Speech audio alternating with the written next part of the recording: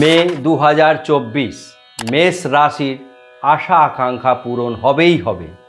নমস্কার বন্ধুরা, আচার্য কুশ মুখার্জি অ্যাস্ট্রোপামিস নিউমোলজি সেন্টারের পক্ষ থেকে বলছি। বন্ধুরা, আমরা মেষ রাশিচক্রের প্রথম রাশি মে মাস কেমন যাবে সেই নিয়ে যখন বলতে শুরু করেছি, তার আগে আমরা মে মাসের ট্রানজিটটা একটু বলে নেব। মে মাসের ট্রানজিটের অনেক পরিবর্তন ঘটেছে। সর্বোপরি নববর্ষ শুরু হয়েছে। বাংলা নববর্ষ শুরু হয়েছে 14ই এপ্রিল 2024। নববর্ষ অর্থাৎ বাংলা নববর্ষের এবছর রাজা চন্দ্রদেব, মন্ত্রী বৃহস্পতি, দুটিই শুভ গ্রহ। চন্দ্র এবং বৃহস্পতির কারকতার ওপর নির্ভর করবে আপনার ভবিষ্যৎ জীবন 2024 কতটা সুন্দর হবে। আমি আগেই বলেছি, বর্ষফলের ক্ষেত্রে যখন পঞ্জিকা আপনাদের হাতের সামনে, তখন দেখছেন যে রাজা এবং মন্ত্রী দুজনাই শুভ গ্রহ। রবি জলাধিপতি, এটি আরেকটি গুরুত্বপূর্ণ তাৎপর্যপূর্ণ বিষয়। রবি জলাধিপতি হলে দেশ শস্য শ্যামলায় ভরে ওঠে, আবার অধিক বন্যাও হয়। সেগুলো নিয়ে আমরা আলাদা একটি এপিসোড করব। আজকে আমরা মে মাসে মেষ রাশি যে সমস্ত আশা আকাঙ্ক্ষা পূরণ হবে তাদের, সেই নিয়ে বলবো। তার আগে আমরা গোচর ভিত্তিক ফলাফল বলবো, অর্থাৎ প্রত্যেক রাশির গ্রহরা কে কোথায় রয়েছে। মেষ রাশিতে 3টি গ্রহ রয়েছে এবং 3টি ত্রিশক্তি: রবি, বৃহস্পতি, শুক্র। রবি, বৃহস্পতি, শুক্র, এই 3টি গ্রহ মেষ রাশিতে রয়েছে। আর আরেকটি লক্ষ্য করার বিষয়, 180 ডিগ্রি হতে গেলে আমরা 3টি রাশি বা 6টি রাশিকে পেতে হবে। একটি রাশির মান হচ্ছে 30 ডিগ্রি, 3 6 180 ডিগ্রি অপরের দিকটা। সেখানে 8টি গ্রহ রয়েছে, তার মধ্যে 90 ডিগ্রিতে রয়েছে 8টি গ্রহ। লক্ষ্য করুন 90 ডিগ্রিতে কোন কোন গ্রহরা রয়েছে: কুম্ভ রাশি, মীন রাশি, মেষ রাশি। দীর্ঘ বহু বছর পর এই ধরনের 90 ডিগ্রির মধ্যে 8টি গ্রহকে মে মাসে মানুষ পাচ্ছে।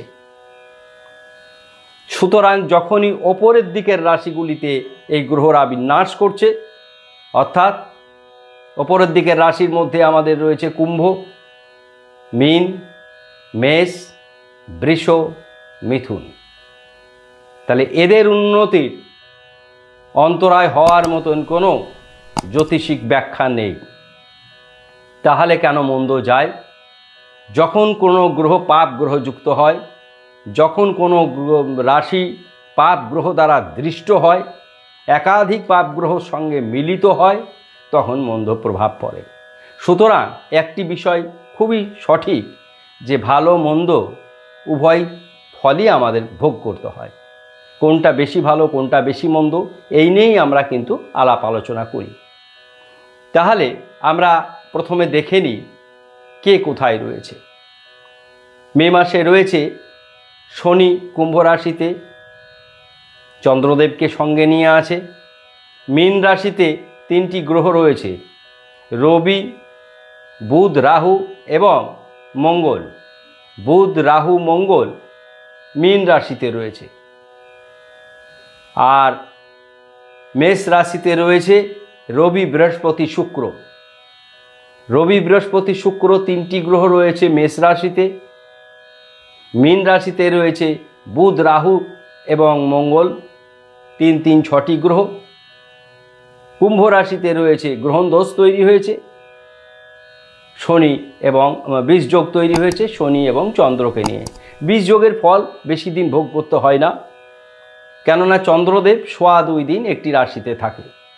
এবার কেতু রয়েছে হস্তা নক্ষত্রে, কন্যা রাশিতে। হস্তা নক্ষত্রে কেতু থাকায় কোনো রাশির জাতক জাতিকা কেতু দ্বারা ক্ষতিগ্রস্ত হবে না। গ্রহের বিন্যাস শুনলেন, রাজা মন্ত্রী কে শুনলেন।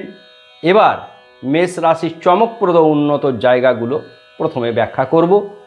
সমস্ত জিনিসগুলি তাদের ভালো কোথায় কোথায় হবে, কোথায় কোথায় মন্দ প্রভাব পড়বে, এবং সবশেষে আমরা একটি টোটকাও বলে দেব। প্রথমে বলি ভালো দিক, শরীর এবং মন ভালো যাবে। ধন স্থান অতি শুভ, ভ্রাতা ভগ্নী শুভ, মা বাবা শুভ, শিক্ষা শুভ, সন্তান নিয়ে দুশ্চিন্তা হবে। যদি পঞ্চম স্থানে রাহু থাকে তাহলে সন্তান নিয়ে তো অতীব দুশ্চিন্তা হবে, শিক্ষাক্ষেত্রেও কিছুটা সমস্যা দেখা দেবে।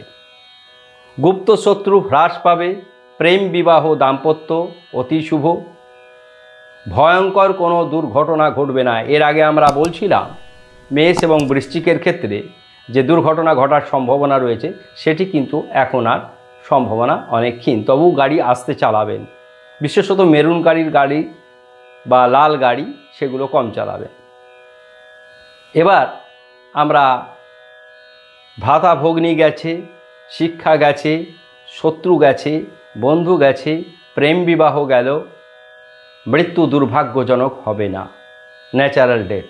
ভাগ্য চমকাবে, অতি চমকাবে, অত্যন্ত সুন্দর, যা হাত দেবেন তাই সোনা। কর্ম শুভ, সরকারি চাকরির ক্ষেত্রেই হোক, ব্যবসা ক্ষেত্রেই হোক, বেসরকারি চাকরির ক্ষেত্রে অতীব শুভ।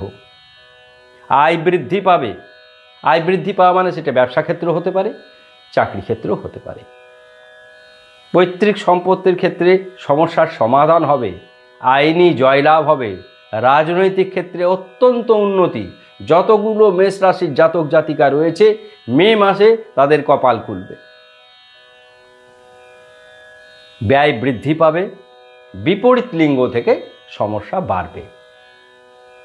আমি মেষ বৃশ্চিকের ক্ষেত্রে অনেকবার বলেছি, আবারও বলছি, এটি কিন্তু জুন জুলাইয়ের আগে এই সমস্যা থেকে আপনারা বেরোতে পারবেন না।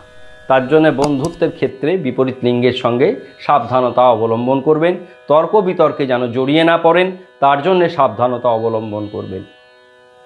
গৃহ নির্মাণ যোগ রয়েছে, কেনা বেচার ক্ষেত্রে অনেক দিক ভালো রয়েছে, আপনারা এই সময় সঠিক সিদ্ধান্ত গ্রহণ করতে পারেন যা আপনাদের অনুকূল হবে। আশা করি আপনাদের প্রত্যেকটি ভালো। কোন জায়গায় মন্দ, বিপরীত লিঙ্গ থেকে মন্দ হতে পারে, এবং আর একটি বিষয়ে মন্দ প্রভাব পড়বে তর্ক বিতর্কে। অযথা তর্ক বিতর্কে জড়িয়ে যাবেন না, অযথা যদি তর্ক বিতর্কে জড়িয়ে যান তাহলে সমস্যা বৃদ্ধি পাবে। ভালো মন্দ সমস্ত দিক আমরা সুন্দর করে তুলে ধরলাম মেষ রাশির ক্ষেত্রে। এবার আমরা কি করব, আমরা মেষ রাশির জাতক জাতিকারা আরও যাতে শ্রীবৃদ্ধি ঘটে, বিশেষত কর্মক্ষেত্রে, দশম ক্ষেত্রে, সেক্ষেত্রে আমরা একটি টোটকা বলে দেব। যারা সরকারি চাকরি পরীক্ষা দিচ্ছেন তারা সেই টোটকা করবেন, বা ব্যবসাদাররা যারা আছেন তারা করবেন। কি করবেন, প্রত্যেক দিন স্নান করে একদম ঠিক 10টার মধ্যে স্নান করে নেবেন, বারবেলা পেরিয়ে স্নান করবেন না। স্নান করে সূর্যদেবকে একটি অর্ঘ্য প্রদান করবেন। রবি মঙ্গলের বন্ধু, সূর্যদেবকে পূর্ব দিকে মুখ করে এসো অর্ঘ্য ওং হ্রিং সূর্যায়। সূর্যার্ঘ্য দেওয়ার বিশেষ মন্ত্র আমাদের সব ক্ষেত্রে বলা আছে, তবুও এখানে পাবেন এসো অর্ঘ্য ওং হ্রিং সূর্যায়। তারপরে মঙ্গলের বীজ মন্ত্র করবেন ওং হুং শ্রীং মঙ্গলায়, ওং হুং শ্রীং মঙ্গলায়। যদি কাউরির জন্মকুণ্ডলী ছকে মঙ্গল অষ্টম স্থানে না থাকে বা মারক গ্রহ না হয় তাহলে রক্তপ্রবাল পরিধান করতে পারেন বা আটমুখী রুদ্রাক্ষ ধারণ করতে পারেন, এতেও শুভ ফল প্রাপ্তি ঘটবে। আশা করি ভিডিও আপনাদের অত্যন্ত ভালো লাগছে। ভালো লাগলে শেয়ার করবেন, সাবস্ক্রাইব করবেন, মন্তব্য করতে ভুলবেন না।